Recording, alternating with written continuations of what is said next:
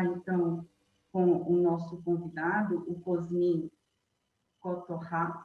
Espero que tenha falado o nome dele corretamente. O Cosmin, ele está representando os dois institutos da França que trabalham com a certificação internacional HQE. O Cosmin, gentilmente, precisou substituir o Patrick Nosson, que é o presidente dessa instituição. Cosmin, ele é diretor de desenvolvimento sustentável, não apenas na França, mas internacionalmente, trabalhando atualmente em toda a América Latina. Ele é formado pela Escola de Gerenciamento de Lyon em Administração de Empresas, mas o mais importante de Cosmin é que ele é extremamente apaixonado pelas questões associadas à sustentabilidade. Passo para você a palavra, Cosmin, e te agradeço ter aceito o convite e também por participar conosco em língua portuguesa. Te agradecemos bastante por isso. Muito obrigada. Muito obrigado. Bom dia a todos e muito obrigado pelo convite. Eu vou tentar fazer a apresentação em português, espero que vai ser compreensível. Tenho uma pequena informação para apoiar a apresentação.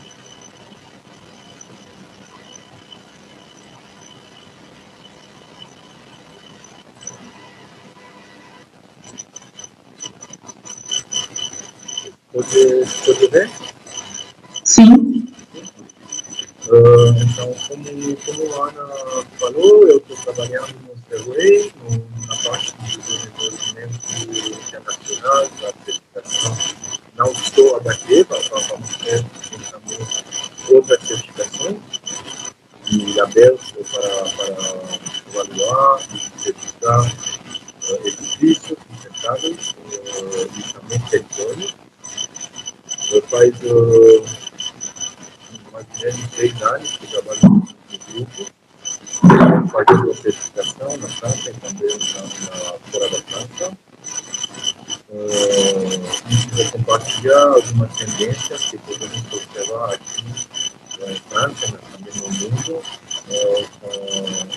com relação ao planejamento, fazer a avaliação ambiental de qualidade. Então, um pouco com somos. Serway é uma subsidiária de uma associação que se chama Cartel, que ocupa com a promoção da qualidade da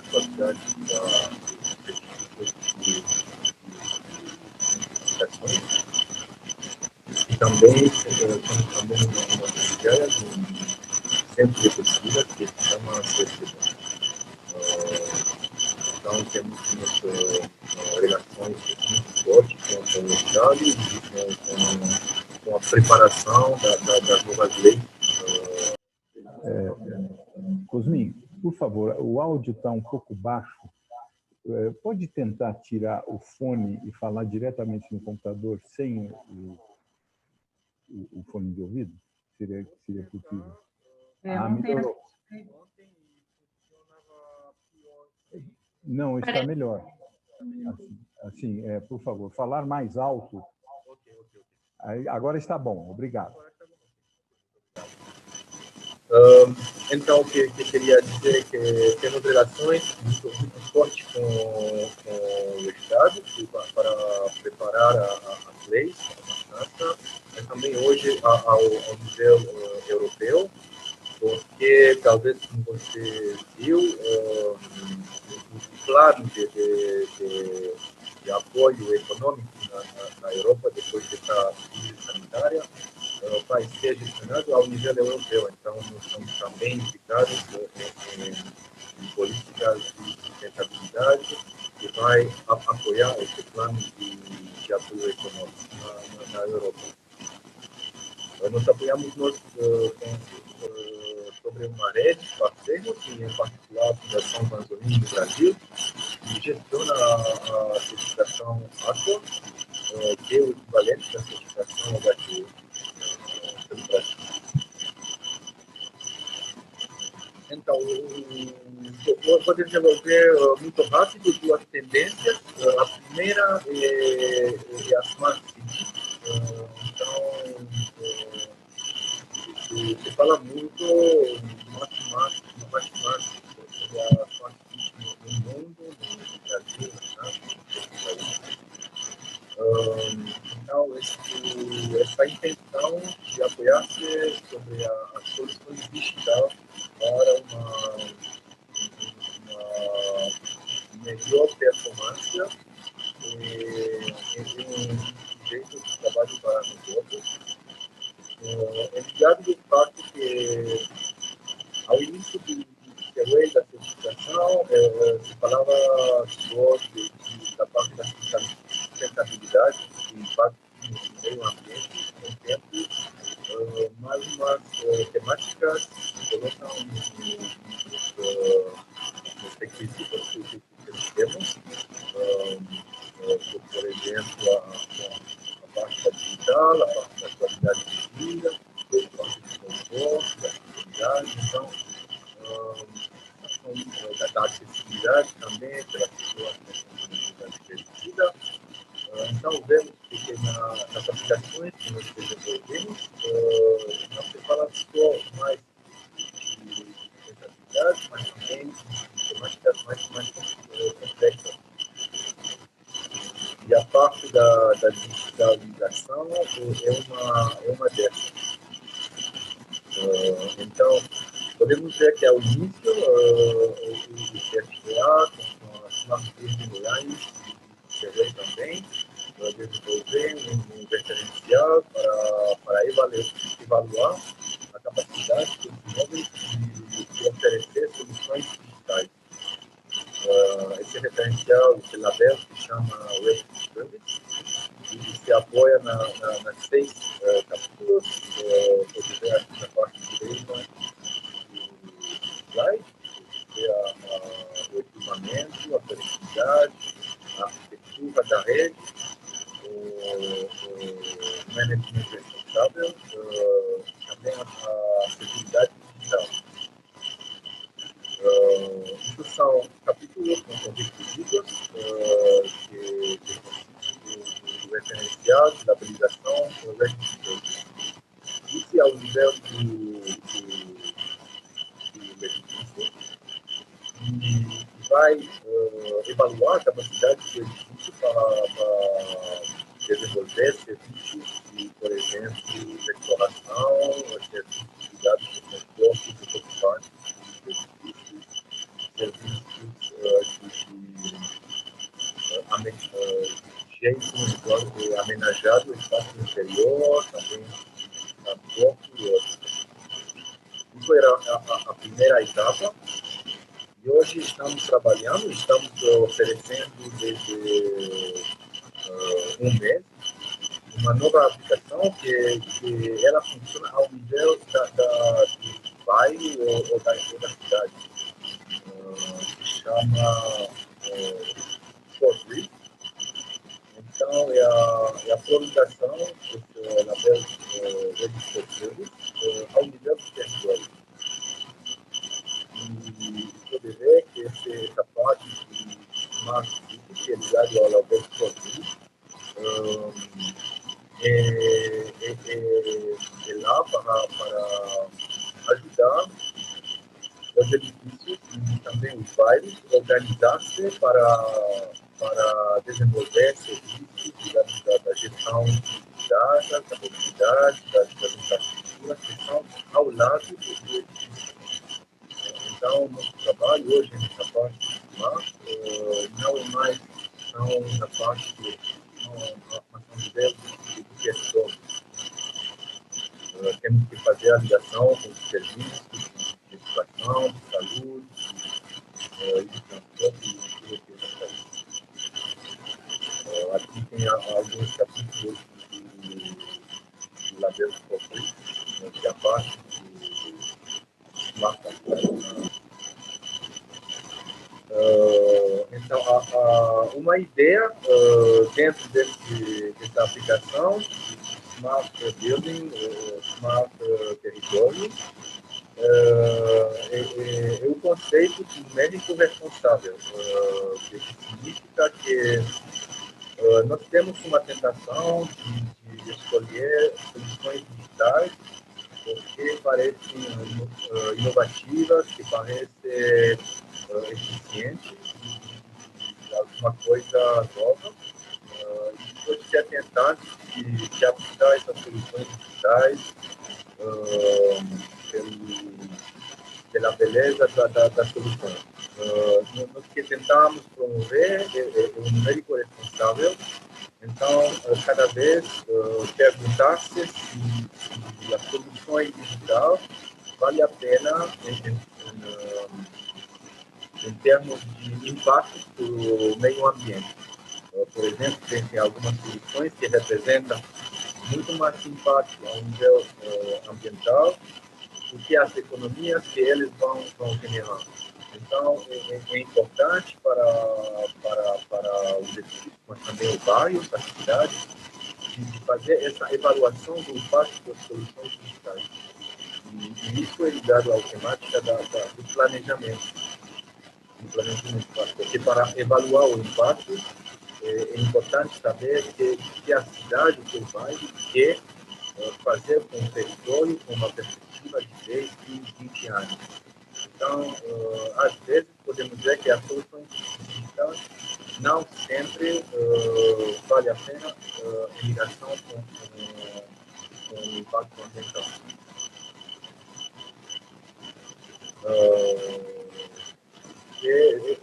Terá algumas ideias com a parte de Smart City. E agora vou desenvolver um pouco uma ideia que prende muita força hoje na França, a importância do centro da cidade. Isso é ligado a uma observação que foi feita aqui na França, que tem cidades intermediárias, então não são muito grandes, mas não muito pequenas, cidades talvez algumas 300 mil, 500 mil habitantes, em territórios algumas vezes não muito bem conectados no resto do país. E essa cidade tem importância, tem uma importância forte dentro da região deles. Que vemos faz alguns anos, e que todos esses centros da cidade faltam serviços, faltam dinâmicas, faltam empregos, e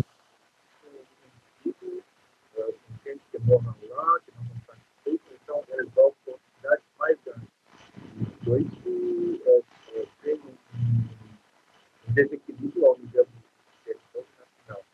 Então, tem uma necessidade de redinamizar todas essas cidades intermediárias, de ser atrativas, não, para ter um território equilibrado.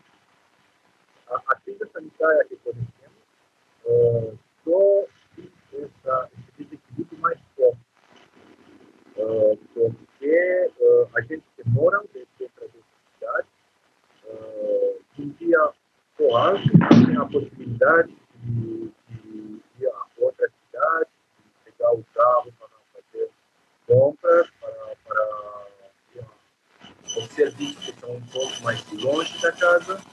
Então, essa pergunta dos serviços, da qualidade de vida do centro da cidade, seria importante. Então, hoje temos políticas públicas para fazer esses centros de cidades mais atrativos.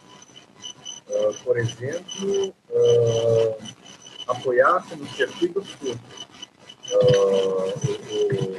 As lojas do centro da cidade têm que coletar produtos que são produzidos perto da cidade. Assim, A gente tem uma ligação, uma relação mais forte com o território e também o trabalho fica na região, não vai por outra região, com uma concentração dessa atividade em algumas regiões. Os trabalhos são organizados em todas as cidades, com alguns centros muito fortes.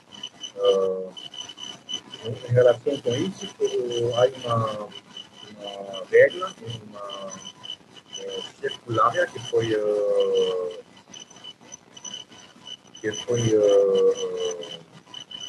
desenvolvida pelo governo, que todos os novos centros comerciais, novos malls,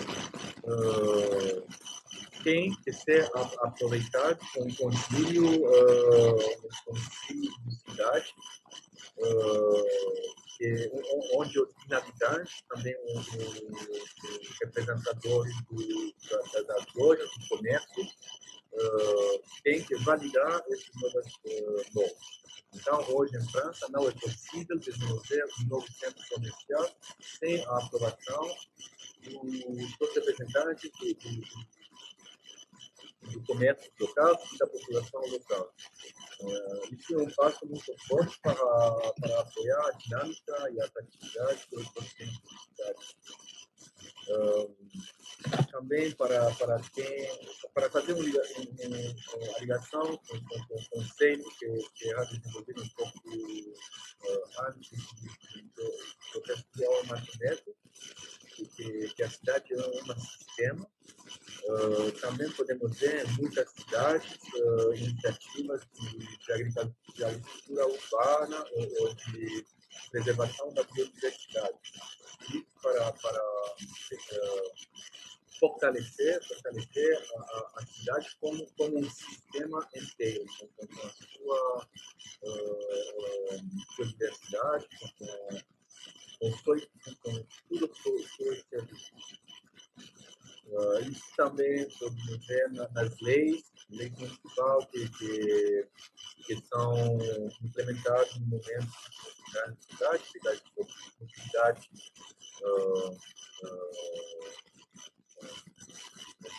sustentável, pode ser mobilidade elétrica, pode ser bicicleta. Lá tem uma imagem do maior boulevard de Paris, que um ano atrás era só pelos carros, e hoje, com essa crise, pode ver que esse lugar é só pelas bicicletas. Então, estamos observando esse movimento em favor do centro da cidade, que tem que oferecer todos os serviços pelos finalidades.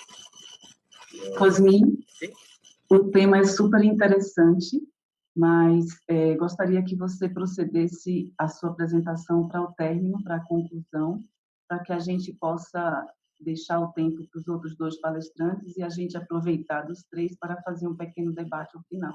Te agradeço. Então, era o fim, a conclusão é um conceito desenvolvido de um pesquisador, Carlos Corrêa, com o conceito da cidade de quarta hora, que qualquer cidadão tem que provar todos os serviços necessários por ele, não mais 15 minutos de onde é. Então, tem que ter hospital, tem que ter escolas, lojas, recreação, museus, todos a 15 minutos de onde é, que trabalha. E isso aí é a perspectiva do movimento que temos hoje. Agradeço muito a participação do Cosmin nesse evento. Agora, Queria dar-lhes a bem-vinda e agradecer a disponibilidade com que ela nos brinda com seu tempo e sua experiência para que discutamos um pouco sobre esse tema tão sensível que começamos com Monsieur Cotorá. Agora, para darmos a continuidade desta sessão, vou falar um pouco em espanhol, porque nosso invitado, Monsieur Jean-François Zupizet, vai dar continuidade à nossa apresentação. O Monsieur Jean-François, ele vai falar pausadamente em espanhol. Creio que todos nós vamos compreendê-los. Depois da apresentação do senhor Jean-François, vamos ter a apresentação da Clarice. Eu peço desculpas, realmente meu vídeo não está entrando. E queria apresentar a vocês o mini CV do Monsieur Jean-François. Professor Dr. Jean-François Zupizet, espero que tenha falado corretamente seu sobrenome, é assessor científico de Futuribles International, doutor em economia, possui inúmeros artigos em inteligência artificial e cidades inteligentes. Bonjour, monsieur, je vous remercie énormément pour votre participation. Vous avez 15 minutes pour votre exposition et après, on pourra commencer le débat. C'est à vous, monsieur. Merci beaucoup. Est-ce qu'il est possible de mettre la présence... Perdón. Buenos días a todos.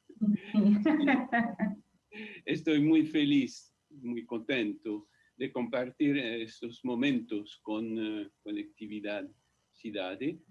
Es posible pasar, digamos, poner en la pantalla mi presentación. Gracias.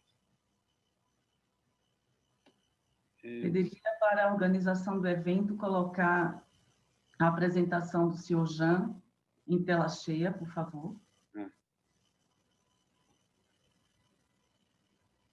Porque necesito verla.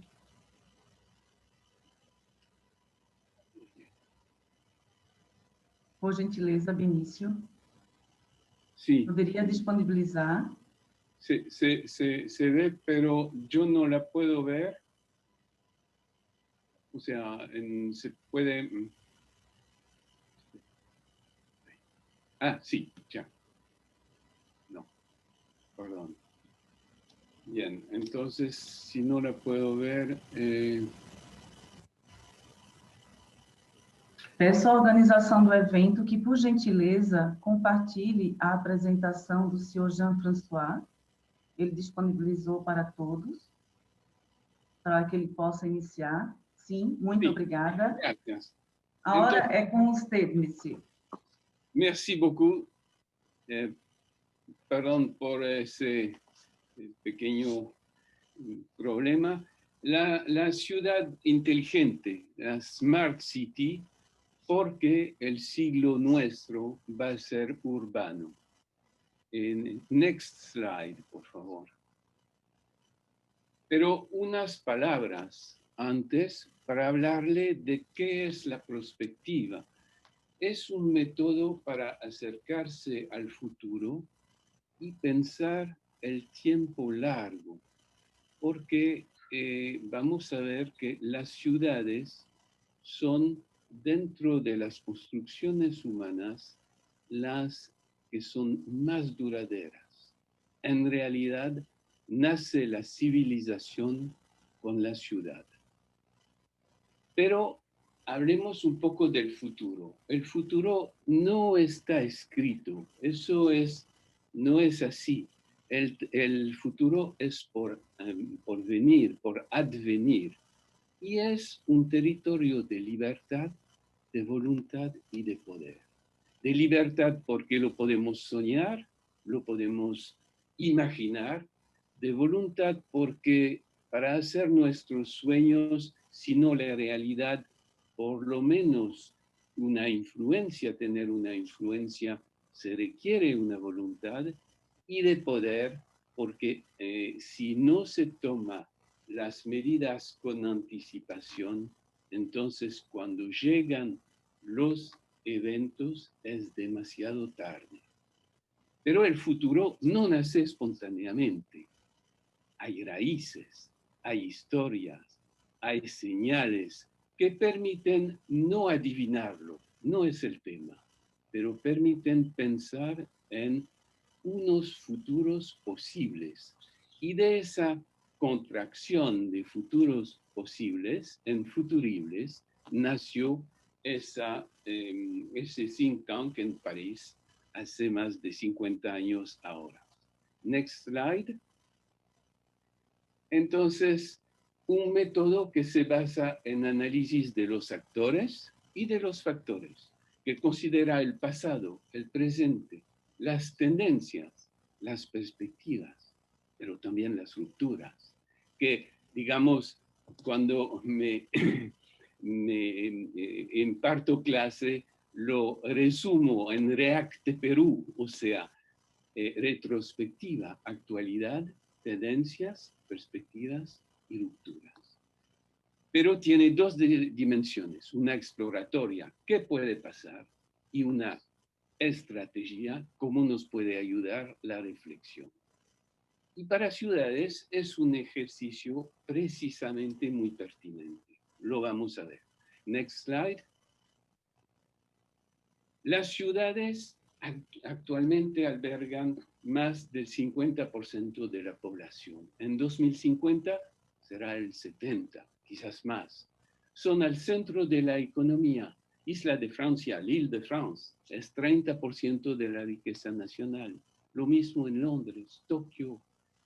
Y en la OECD, digamos, se han medido que todas las ciudades representan una renta superior a la media nacional.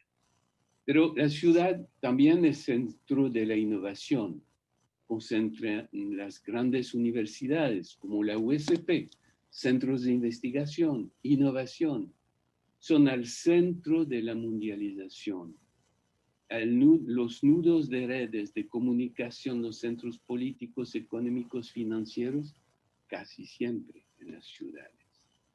Y hay una tendencia a metropolización del mundo. Next slide. Entonces, frente a eso, porque también las ciudades enfrentan muchos problemas de tráfico, de congestión de tráfico, de problemas de atractividad económica, de desorden, de inseguridad, nació hace años, porque era en 1993 que la IBM, digamos, creó ese concepto de Smart City. ¿Qué es? Nuevos desafíos, múltiples iniciativas, pero usando nuevas tecnologías y específicamente las tecnologías numéricas. Porque nuevos actores y nuevas tensiones. Entonces, la Smart City es al centro de tres factores.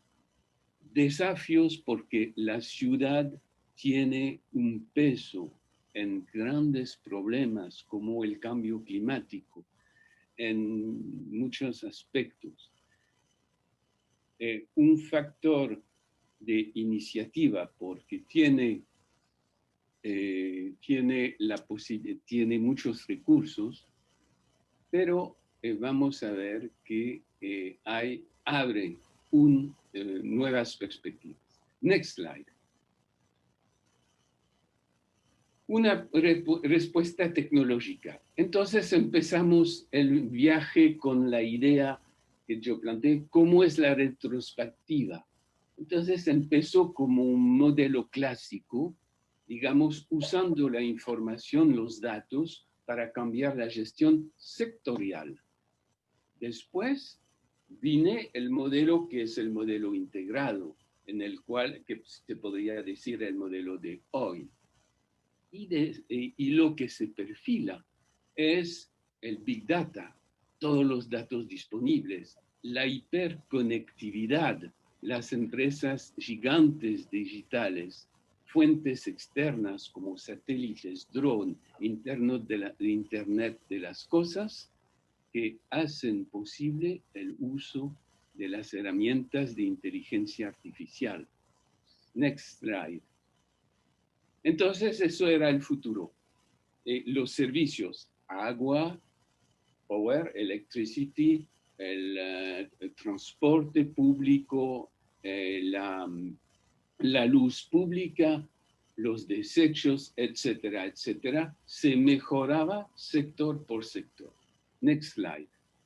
Después, en los años 2000, hubo un modelo de integración, digamos. Entonces, no se pensaba más en transporte público, sino se empezó a pensar en movilidad.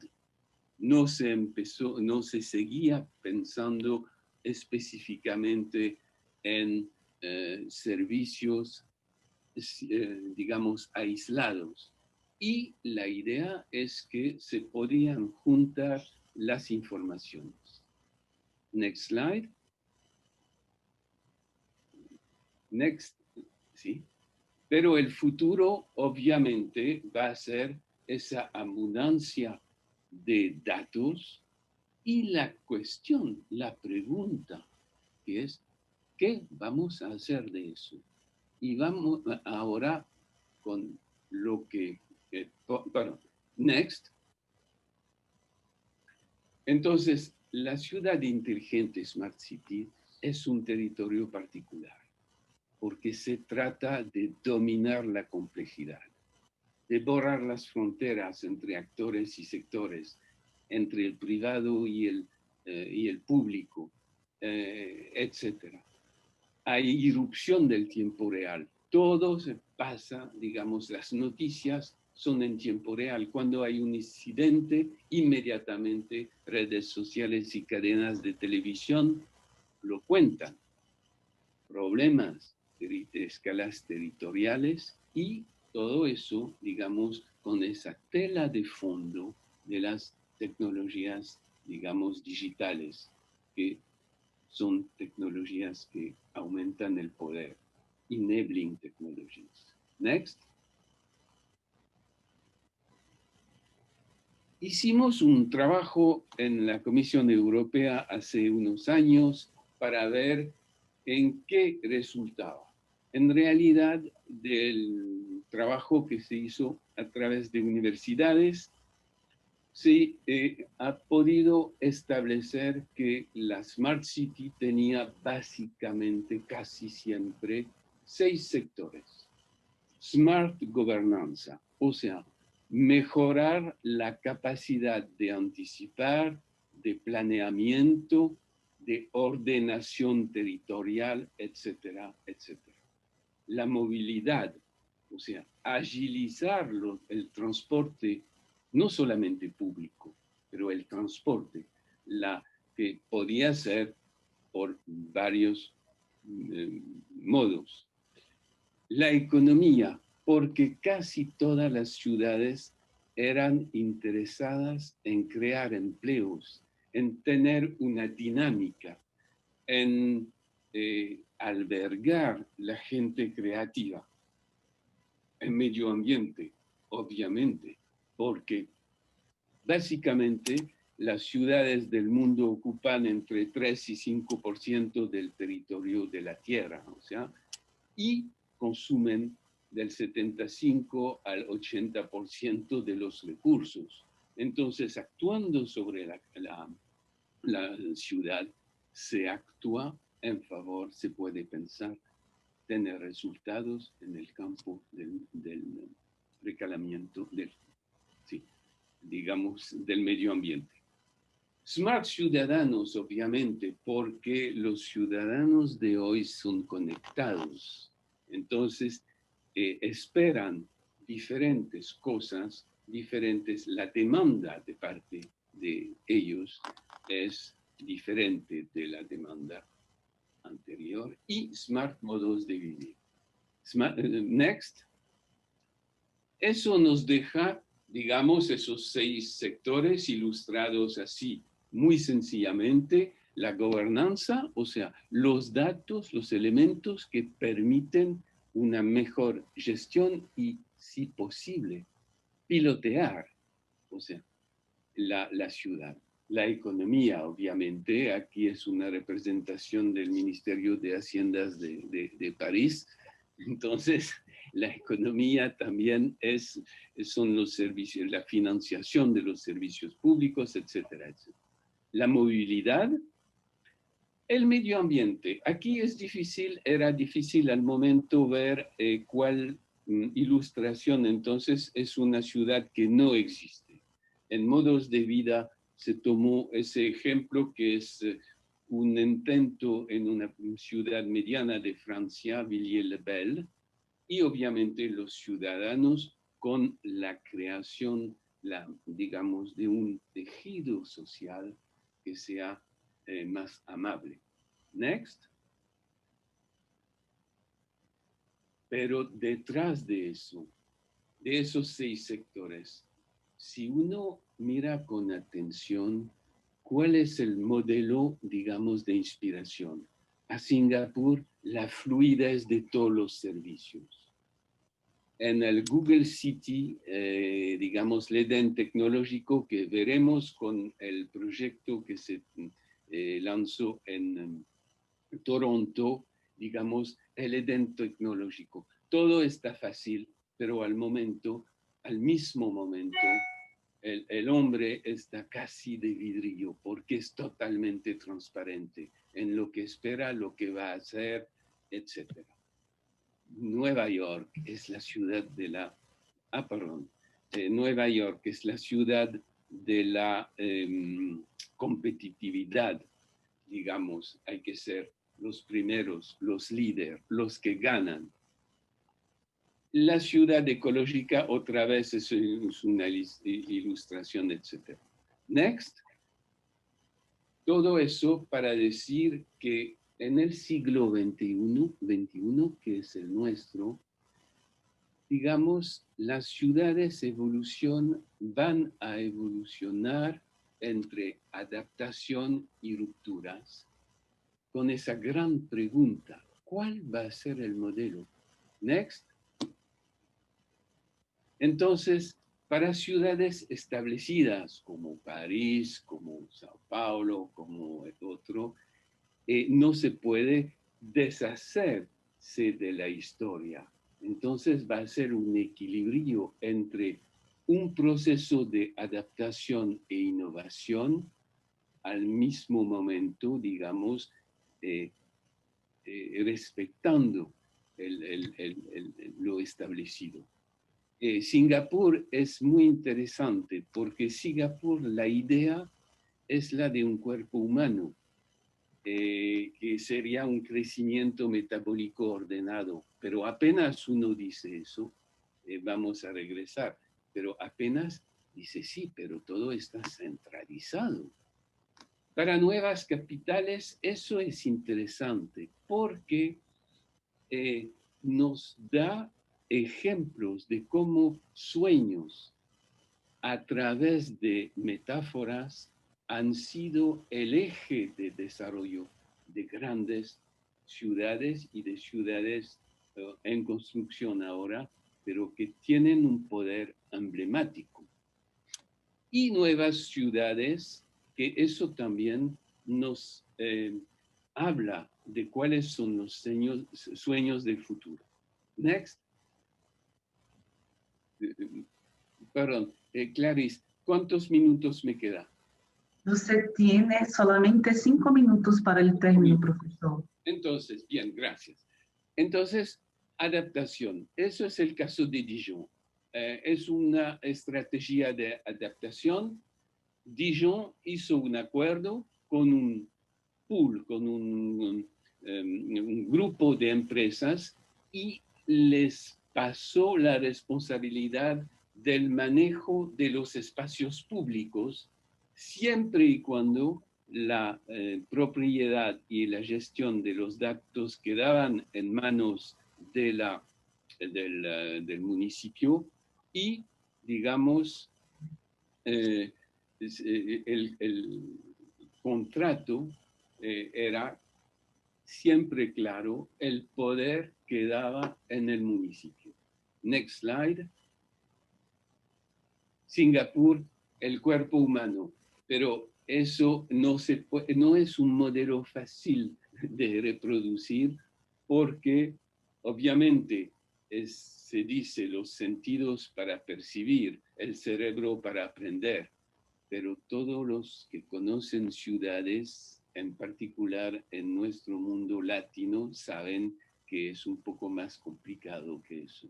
Entonces, esa, digamos, centralización de todos los poderes no es una metáfora que necesariamente se puede reproducir. Next slide. La ruptura. Eso es el caso interesante. A Toronto hubo un intento de hacer una Internet City. Entonces se lanzó un plan maestro, es una filial de Alphabet, o sea, de la casa Google, para decir que hizo el plan maestro, etcétera, etcétera. Y iba a ser como un Edén, digamos, pero a costo de nuevo de que todas las informaciones, todos los datos, incluso personales, iban a ser manejados y un sistema de decisión ampliamente pasado no solamente al sector privado, pero al sector privado con inteligencia artificial. Next slide.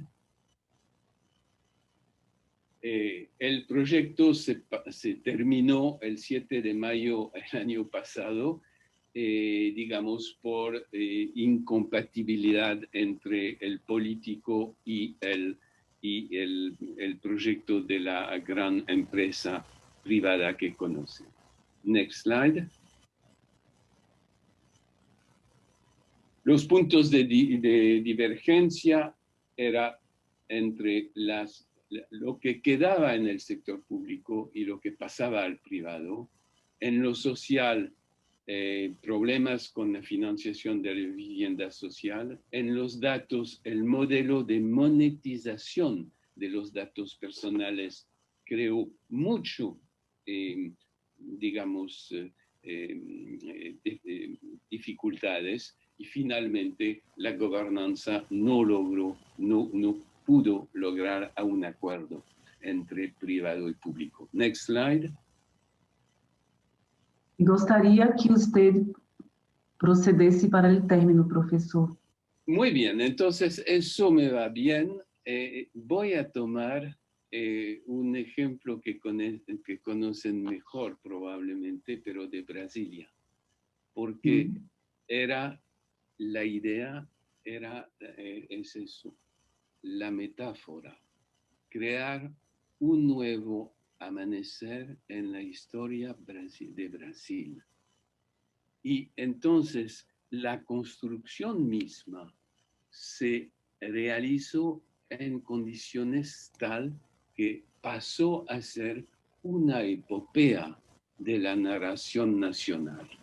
Entonces, eso yo insisto mucho y va a ser mi conclusión, es que entre el mundo de Euclides, el mundo geométrico, el mundo de lo todo racional, de la inteligencia artificial que explora el pasado para decirnos lo que queremos, y el mundo de Homero, el mundo de las emociones, no se puede, digamos, hacer a menos sino de conciliar esos dos aspectos. Y esa conciliación es fundamental porque si no mantenemos el mundo de las emociones al corazón de lo que hacemos, entonces podemos entregar nuestro futuro a los algoritmos de la inteligencia artificial.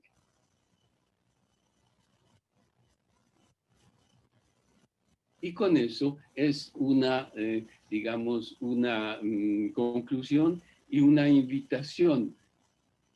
Cuando se habla de ciudades, de pensar el tiempo largo y los equilibrios.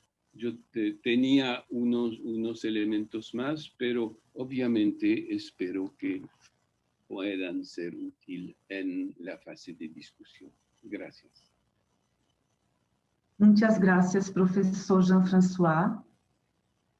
Usted no estaba con nosotros en el principio de nuestro evento debido a diferencia de horario entre nuestras ciudades, pero su conclusión fue muy interesante porque fue, sinceramente, un punto de trabajo que hablamos ayer y hoy en el principio de nuestra presentación, porque trabajar la realidad y la emoción es nuestro papel como ingeniero.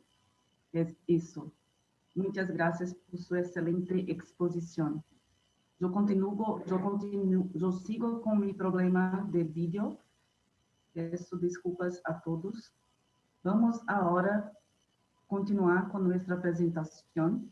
Yo invito a la ingeniera eléctrica Clarice Kobayashi. Clarice é uma colega da Universidade de São Paulo, também faz parte do grupo de Conectividade que está organizando esse evento junto com o CREA. E ela também é presidente do Instituto INSPRO. Antes de passar a palavra a Clarice, que vai ter uma exposição muito rápida, uns 10 minutinhos, peço que ela respeite esse nosso tema. Queria abrir para todos, para perguntas, para que eu possa, na sequência, mediar um debate entre os três palestrantes. Clarice, a palavra é sua. Obrigada. Bom dia a todos. Obrigada aí pela oportunidade de estar aqui falando nesse evento maravilhoso aí, organizado aí pelo CREA, com patrocínio do CREA e do Grupo Conectividade. Eu vou compartilhar aqui a minha apresentação. Tá ok? Tá todo mundo vendo? Sim, pode colocar em tela cheia, por favor.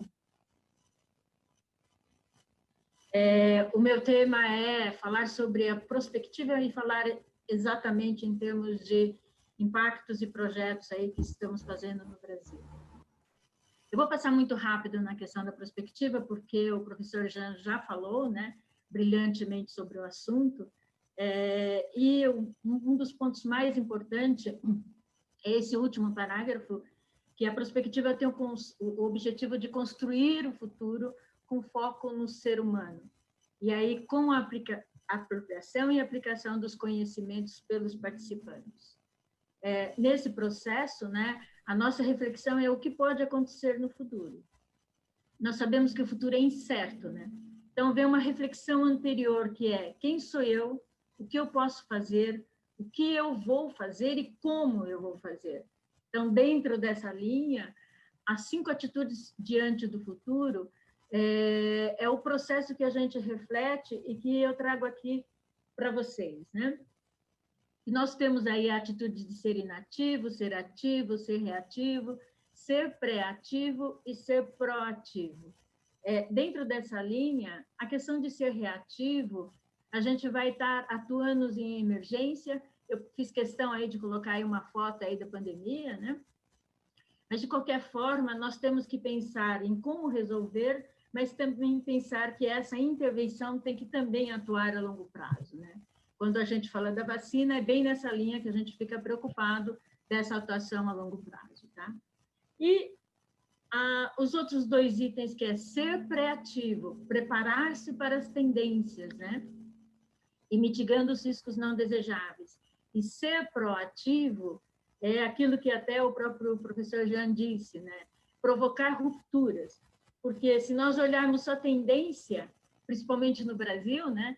A tendência é piorar cada vez mais se a gente não tomar cuidado. Então, a gente tem que ter rupturas para criar o futuro que nos seja possível e desejável e realizável, tá? Dentro desse processo prospectivo, nós olhamos o passado, olhamos o futuro e, nesse futuro, enxergamos os possíveis cenários. E aí nós vamos construir aquele futuro que seja desejável e realizável. É importante considerar que no estudo da elaboração do estudo da prospectiva, existem 4 tipologias, né? Ou aquela direta ou a indireta, aquela com participação social fraca ou forte. No processo da prospectiva, nós consideramos que precisa haver mobilização e participação da sociedade E aí a ruptura que for implementada tem que conduzir à mudança. Se nós olharmos uma determinada atuação direta de um determinado projeto, né? A gente está vendo vários aí que estão provocando muitas rupturas, e essas rupturas conduzem para a mudança. E se pensarmos na pandemia que estamos vivendo, essa também vai conduzir uma mudança nos nossos comportamentos. Tá? Então, nessa linha, a gente tem que pensar, e o Brasil? Como é que está o Brasil nesse contexto? As empresas não estão acostumadas, né, pelo menos a maioria, não fazem planejamento de longo prazo. E levando para o setor da administração pública, a maioria dos gestores públicos eleitos são orientados pelo ciclo eleitoral, sem continuidade dos planos de desenvolvimento. E nesse processo, nós temos que enxergar que existem vários fatores que colocam em tensão, né, colocam tensão na própria gestão do município. Tem a de curto prazo, que é atender às demandas do orçamento do dia a dia, tem a do médio prazo, que é a própria mudança da gestão do município, e tem a de longo prazo, que é, por exemplo, uma implementação de uma infraestrutura. Você não pode simplesmente construir uma estrada que daqui a um ano vai estar toda danificada. Então, você tem que pensar realmente nesse processo em termos de infraestrutura. E, para isso, tem impactos chaves, né, nesse processo, que é fornecer alta qualidade de vida, ampliação de uma base tributária, assegurar baixo impacto na vida, vamos dizer assim, das pessoas, e certamente ter uma responsabilidade fiscal. E por que é que nós queremos como desafio? Nós queremos que os projetos que continuam, eles sejam independentes do ciclo da gestão dos municípios. E para isso acontecer, esses desenvolvimentos têm que acontecer de uma forma estratégica e de desenvolvimento, e o desafio é realmente imaginar situações que tenham continuidade e que tenham efetividade no longo prazo. E de que forma? Então, ela tem que ser um desenvolvimento interdisciplinar e transdisciplinar, com o objetivo de atender aos anseios da sociedade, olhar os desafios e as oportunidades, com atenção às deficiências e fragilidades. Neste processo, eu faço aqui um paralelo do que é enxergar esse planejamento de longo prazo, né? De uma forma, eu tenho lá um planejamento olhando 20 anos à frente, mas nós temos que enxergar que tem o dia a dia, que tem o curto prazo, que tem o médio prazo. O PPA é o plano plurianual, são 4 anos, né? Plurianual, faz 2 anos e 2 anos, né? Quer dizer, é o processo da gestão municipal. A LDO, que são as leis, as diretrizes orçamentárias, e a LOA, que é a lei do orçamento anual. Qual é o nosso grande desafio? Ele é um plano que seja independente de mudanças governamentais. E como que isso é possível fazer? Ele é possível se houver participação da sociedade nessa construção desse futuro desse município. Eu trago aqui 2 situações aqui brasileiras, né, vividas e exercitadas nesse processo, né, de implementação do processo prospectivo. Um deles é a construção da visão estratégica de Ribeirão Branco, né, com o objetivo de ter o plano diretor municipal, desenvolver de forma sustentável o município de Ribeirão Branco. Ribeirão Branco fica aí perto de Itapeva, Guapiara, Apiaí, ok? E o mais importante aí é mostrar aqui, é um projeto aí de 2 anos, né, conduzido aí pelo professor Alucina, entre 2010 e 2012, mas esse chart mostra a diversidade dos participantes, ok? Um outro, que é um projeto também iniciado em 2019, Cristalina 2040, já na linha de APL, né? O que eu chamo a atenção nesse chart aqui são as organizações da sociedade civil de Cristalina que estão participando desse processo. Ou seja, tem toda uma linha aí das ações, a linha da participação em oficinas, mas é importante realmente que a sociedade civil esteja envolvida. E aí tem o projeto que nós fizemos, né? Em 2016, iniciamos em 2016, dentro do NAP-PLP, da FEA-USP, né? Que foi o lançamento, aliás, o lançamento do livro ocorreu agora em 2020, né? E a grande pergunta que a gente fez, quer dizer, a base desse projeto é: que caminho o Brasil poderá trilhar até 2035 para que tenhamos um país desenvolvido com uma sociedade mais livre e solidária em 2100. Ou seja, pensar a longo prazo é pensar além do dia a dia, é pensar além de 10 anos, e qual é a herança que a gente vai deixar aí para próximas gerações. E aí, só para dar um resumo, né, esse livro está disponível também em forma virtual.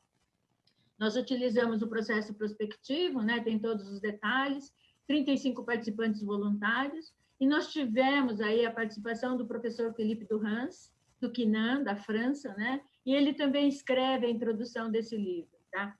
Foram várias reuniões, foram seminários, foram cursos, foram visitas a locais de implementação, conversas com a população, vamos dizer assim, o agricultor familiar, todo mundo. Visitamos na Brasilândia os diferentes locais, né?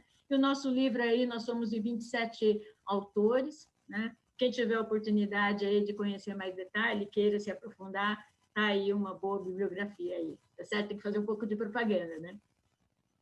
Aí, o que é esse projeto, né? Esse projeto é realmente olhar o presente, olhar essa construção do Brasil que nós queremos, e por meio de etapas de sensibilização e conscientização, e depois mobilização com apropriação. O próprio Instituto INSPRO foi criado a partir desse projeto, né? Nós criamos o Instituto INSPRO em 2018, ou seja, nós estávamos já na fase final desse estudo, desse exercício do projeto de Desenvolvimento Brasil 2035, tá? Então, Smart City alinhado com planejamento de longo prazo, né? Olharmos exatamente o desenvolvimento sustentável, olharmos o tripé social, econômico e ambiental, olhar a Agenda 2030 da ONU, né? E enxergar de forma a ver a durabilidade e também todas as dimensões. Essas dimensões foram até citadas aí pelo professor Jean-François. Nós temos que considerar esse equilíbrio entre todas as dimensões. E no nosso caso, em particular no Brasil, né, eu chamo a todos essas iniciativas que nós já estamos fazendo, né? O município de Piedade é um deles, certo? Só para citar, porque eu sei que tem gente de Piedade que deve estar assistindo essa apresentação, né? Clarice, gostaria que você conduzisse para o término de sua apresentação para abrir para as perguntas, por gentileza. Ok. É o último slide, Ana. A comunidade social civil organizada, né? E a construção do futuro. Essa construção do futuro alinhando toda a parte do plano plurianual, das leis e diretrizes orçamentárias, do orçamento, da agenda, tá? E que nós tenhamos indicadores para acompanhamento da evolução das cidades, tá? Então, esse, como eu disse, é o último slide, né? Muito obrigada. Olhar o futuro perturba o presente, né? E o passado está na cabeça, né? Mas o futuro está na nossa mão, ok? Muito obrigada a todos e um muito bom dia. Gostaria de agradecer a excelente palestra da engenheira Clarice, foi para coroar o final das 3 primeiras palestras, uma visão inicial focada na necessidade de nós regulamentarmos os procedimentos de certificações voltadas para as Smart Cities, uma visão bem mais ampla, mais holística, colocada do professor Jean-François, que convido para aparecer aqui no nosso vídeo, para iniciarmos o debate, e também uma apresentação da Clarice mais focada na nossa realidade Brasil. Nós recebemos algumas perguntas, eu e a organização do evento nos comprometemos em responder diretamente para cada um dos participantes, porém, em função do nosso tempo, temos apenas 10 minutos para um debate com 3 palestras de corte. Gostaria de fazer uma pergunta única para os 3 participantes e de palavra, primeiramente, para o professor Jean-François, no segundo momento para o Cosmin e em terceiro momento para a Clarice, para que os 3 respondam a mesma pergunta. Estamos falando de Smart Cities, mas como esse conceito de Smart Cities podem vir a reduzir a pobreza? Não sei se eu falei muito rápido, se o professor Jean-François compreendeu a pergunta. Jean, c'est bien pour vous? Vous pouvez empêcher la réponse? E a segunda pergunta que está junto a esta é se nossos convidados internacionais conhecem bem o Brasil. Eu sei que a resposta é sim, dos dois. E como a cidade de São Paulo, que é tão rica, mas ao mesmo tempo tão complexa, porque tem diferenças sociais gigantescas, poderia entrar nesse processo de Smart Cities. Então, cidades grandes como São Paulo, muito rica e muito pobre, e como o conceito de Smart City pode nos trazer luz para reduzirmos esses problemas sociais. Pergunta para os 3 palestrantes, iniciamos con Jean-François. Merci, Jean. Muchas gracias, profesor Rocha. Bien, es una pregunta difícil por una razón, es que al mismo momento que hablamos, hay una transición, una gran transición en varios aspectos y en particular en el campo del trabajo y de las oportunidades de trabajo. Como hay otro factor que es preocupante es se hacen más y más grandes las inegalidades. Entonces, el tema, digamos, de la tecnología, en particular de la inteligencia artificial y de la evolución que conlleva, nos preocupa mucho porque está desplazando a clase media, digamos, dando más importancia a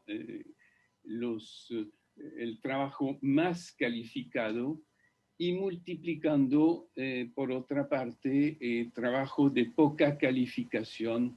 Por ejemplo, es el resultado de las plataformas del comercio en línea, etc.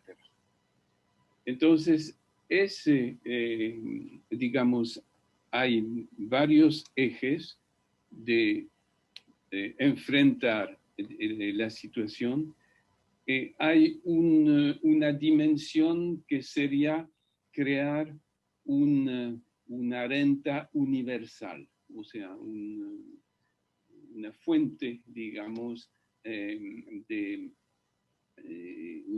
sí, un salario universal, para decirlo, que eso tiene a su vez un problema, digamos, de orientarnos hacia probablemente una sociedad egalitaria, con mucha gente, pero con muy bajo nivel de poder adquisitivo.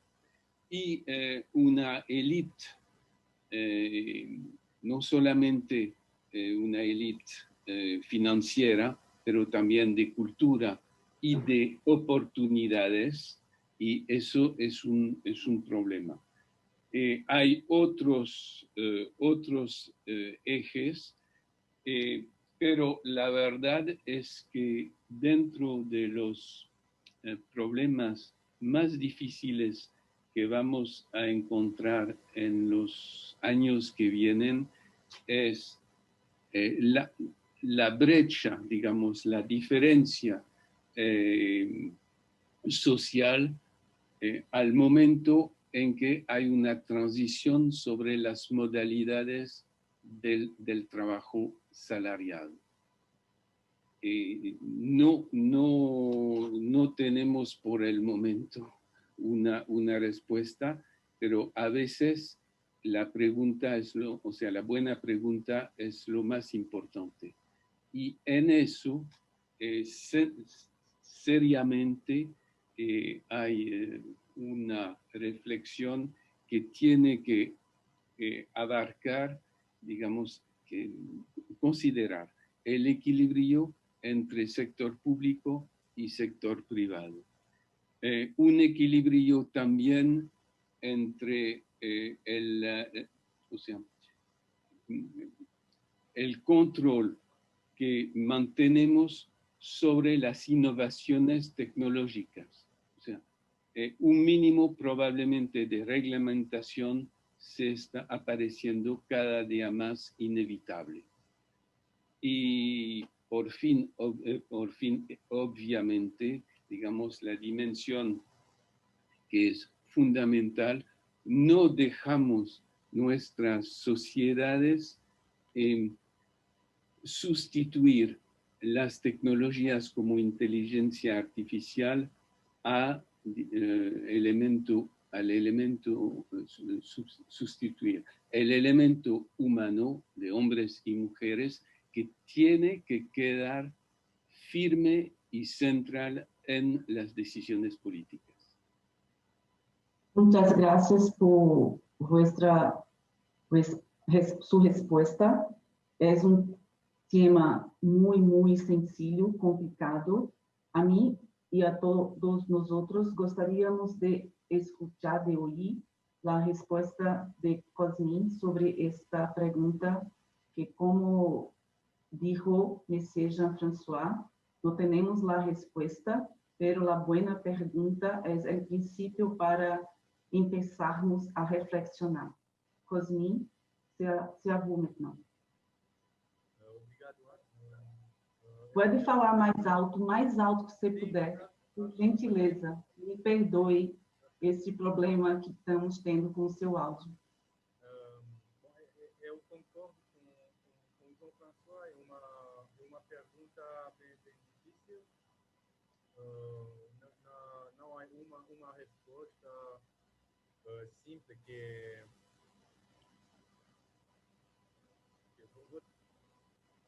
Assim é melhor? Está um pouco melhor, mas se você puder falar mais forte, e pegando o gancho do Monsieur Jean-François, a importância das leis, das regulamentações, que entra bem no tema de sua apresentação, que eu reforço aqui, que será disponibilizada para todos. Sim, penso que quando tem que evaluar se uma solução smart, digital, vai no sentido de abaixar a pobreza, reduzir a pobreza, tem que evaluar a capacidade do smart nessa perspectiva. Né? Muitas vezes penso que a gente ou que as cidades fazem a avaliação do smart só, como já falei, na beleza da tecnologia. Então, sempre essa tecnologia tem que ser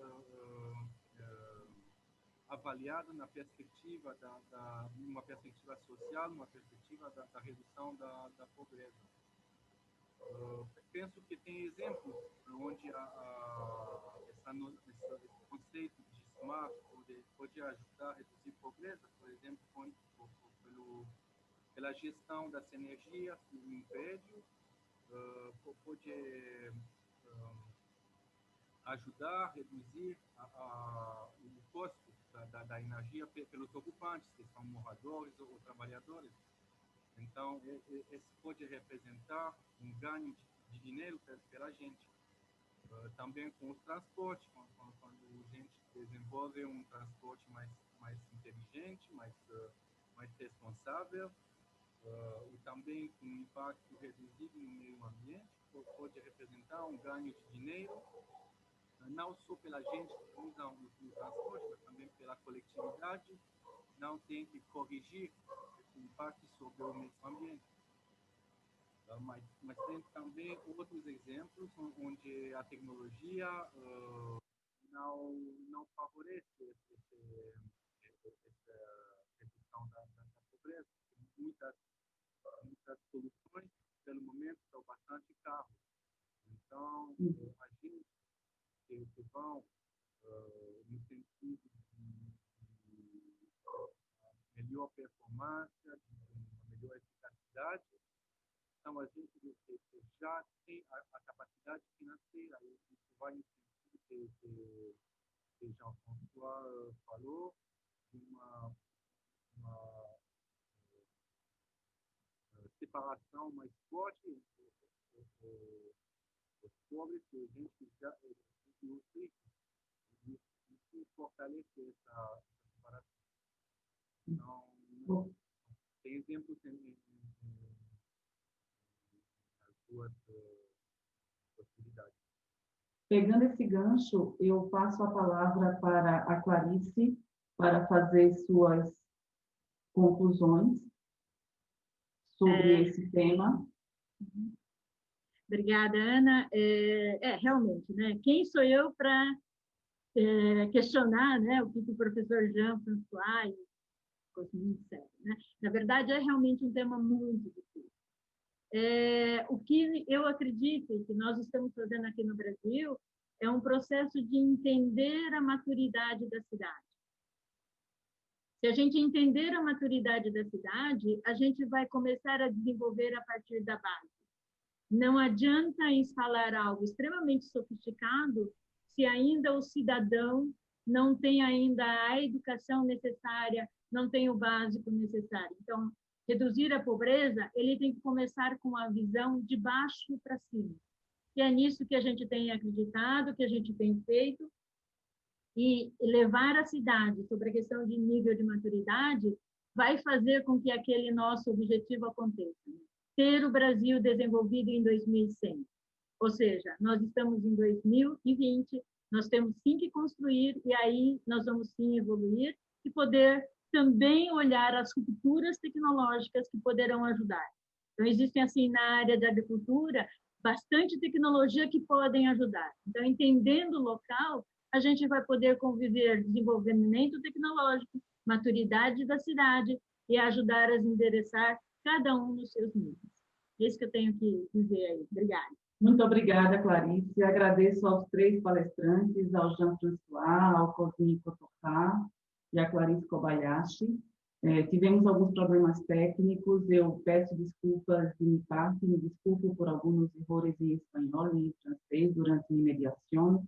Sigo sempre estudando, estamos aqui trabalhando e o que eu posso concluir é que precisamos continuar com o nosso grupo de pesquisa Conectividade, trazer sempre profissionais expertos de outros países para contribuir com a experiência de cada um, termos a consciência de que pensar o futuro realmente incomoda, que precisamos mesclar técnica com o humano, como foi colocado, e também devemos nos concentrar na redação de novas leis, de novas normas, porque o mundo mudou. Este foi um ano extremamente complicado, temos muitas incertezas ainda do nosso futuro, mas, sem dúvida, não podemos continuar sem unir a tecnologia e as necessidades de suprir as bases, né, de educação, de saúde,